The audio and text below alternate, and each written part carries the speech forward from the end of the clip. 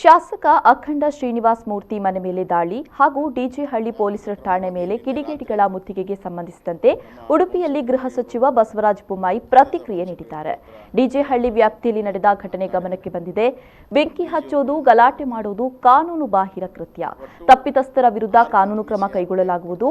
ಹಿರಿಯ ಪೊಲೀಸ್ ಅಧಿಕಾರಿಗಳ ಜೊತೆಗೆ ಈ ವಿಚಾರವಾಗಿ ಮಾತನಾಡಿದ್ದೇನೆ ಎಂದರು. ಹೆಚ್ಚುವರಿ ಪೊಲೀಸರನ್ನ ಸ್ಥಳಕ್ಕೆ ರವಾನೆ ಮಾಡಲಾಗಿದೆ. ಪೊಲೀಸರಿಗೆ ಸಂಪೂರ್ಣವಾಗಿ ಅಧಿಕಾರವನ್ನು ಕೊಟ್ಟಿದ್ದೇನೆ. ಪೊಲೀಸರು ಪರಿಸ್ಥಿತಿಯನ್ನ ಹತೋಟಿಗೆ ತರ್ತಾರೆ. ತಪ್ಪು ಮಾಡಿದವರು ಎಷ್ಟೇ ದೊಡ್ಡವರಾಗಿದ್ರೂ ಕಠಿಣ ಕ್ರಮ ಕೈಗೊಳ್ಳಲಾಗುವುದು ಅಂತ ಹೇಳಿದರು. ಮುಂಜಾಗ್ರತಾ ಕ್ರಮವಾಗಿ ನಿನ್ನೆ ರಾತ್ರಿ ನಮ್ಮ ಹೋಮ್ ಸೆಕ್ರೆಟರಿ ಅವರು ಕೇಂದ್ರದ ಹೋಮ್ ಸೆಕ್ರೆಟರಿ ಹತ್ರ ನಿರಂತರವಾಗಿ ಸಂಪರ್ಕ ಇದ್ದು ಮಾತನಾಡಿದ್ದಾರೆ. ನಮ್ಮ DG ಅವರು ಕೂಡ ಮಾತನಾಡಿದ್ದಾರೆ. ಒಟ್ಟು 6 ಕಂಪನಿ CRPF ಬರ್ತಾ ಇದೆ. 3 ಹೈದರಾಬಾದ್ನಿಂದ, 3 ಚೆನ್ನೈದಿಂದ 6 ಕಂಪ್ನಿಗಳು ಬರ್ತಾ ಇದೆ. ಆ 6 ಕಂಪ್ನಿಯನ್ನು ಎಲ್ಲೆಲ್ಲಿ ಡಿಪ್ಲಾಯ್ ಮಾಡಬೇಕು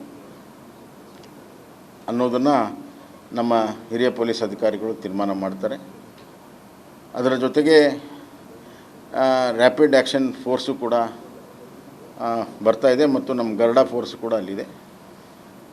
ಹೀಗಾಗಿ ಸಂಪೂರ್ಣ ಪೊಲೀಸರ ಹತೋಟಿಯಲ್ಲಿ ಅವು 2 ಪ್ರದೇಶಗಳು ಇದ್ದಾವೆ.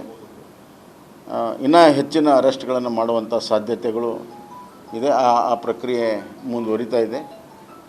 ಶಾಂತಿ ಸುವ್ಯವಸ್ಥೆ ಕಾಪಾಡುವುದೇ ನಮ್ಮ ಧ್ಯೇಯವಾಗಿದೆ. ಎರಡನೇದಾಗಿ ಇದ್ರ ಹಿಂದೆ ಯಾರಿದ್ದಾರೆ, ಏನಿದ್ದಾರೆ ಅನ್ನೋದನ್ನು ನಾನು ಈಗ ಮುಖ್ಯಮಂತ್ರಿ ಜೊತೆಗೆ ಬೆಳಗ್ಗೆ ಚರ್ಚೆ ಮಾಡಿದೆ. ಹಿರಿಯ ಅಧಿಕಾರಿಗಳ ಚರ್ಚೆ ಮಾಡಿದ್ದೇನೆ.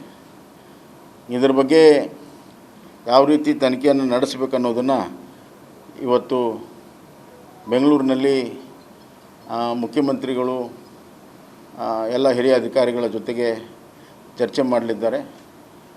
ನಾನು ಮತ್ತು ಮುಖ್ಯಮಂತ್ರಿಗಳು ಹಿರಿಯ ಅಧಿಕಾರಿಗಳ ಜೊತೆಗೆ ಚರ್ಚೆ ಮಾಡಿ ಮುಂದೆ ಇದರ ತನಿಖೆಯ ಸ್ವರೂಪ ಏನೇನು, ಮುಂದಿನ ಕಾರ್ಯಾಚರಣೆ ಏನು ಮಾಡಬೇಕು ಅನ್ನೋದನ್ನು ಎಲ್ಲವನ್ನು ಕೂಡ ನಾವು ತೀರ್ಮಾನವನ್ನು ಮಾಡ್ತೀವಿ. ಈಗ ಅಲ್ಲಿ ನೋಡಿ, ಪೊಲೀಸ್ ಸ್ಟೇಷನ್ದಲ್ಲಿ ಹಲವಾರು ರೆಕಾರ್ಡ್ಗಳಿದೆ, CC ಕ್ಯಾಮ್ರಾ ಇದೆ. ಯಾರ್ಯಾರು ಆ ಪುಂಡಾಟಿಕೆಯಲ್ಲಿ ಭಾಗವಹಿಸಿದ್ರು, ಮುಂಚೂಣಿಯಲ್ಲಿದ್ದರು, ಎಲ್ಲ ಮಾಹಿತಿ ಕಲೆಕ್ಟ್ ಆಗ್ತಾ ಇದೆ. ಆ ಪ್ರಕ್ರಿಯೆ ರಾತ್ರಿಯಿಂದನೇ ಪ್ರಾರಂಭ ಆಗಿದೆ, ಇನ್ನೂ ಮುಂದುವರಿದೆ.